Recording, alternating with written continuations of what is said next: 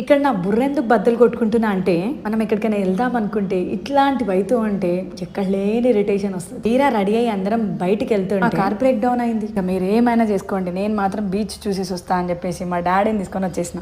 వచ్చి రాగానే నా చిట్టి తల్లి షాపింగ్ స్టార్ట్ చేసింది. 500 బొక్క పెట్టింది.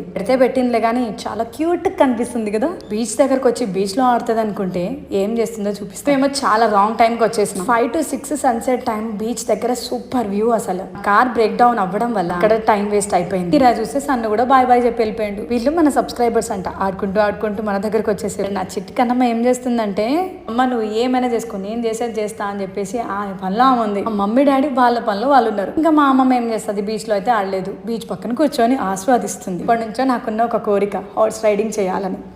కోరికలానే ఉండిపోతుంది అనుకున్నా, కంటే అవి తన్నవే ఎక్కువ గుర్తొస్తుంటాయి నాకు. ఫైనల్ డ్రీమ్ ఒకటి ఫుల్ఫిల్ అయిపోయింది. పాప మా మమ్మీ ఈమె భయపడ్డం చూసి గుర్రంకి కూడా విసుకొచ్చేసింది.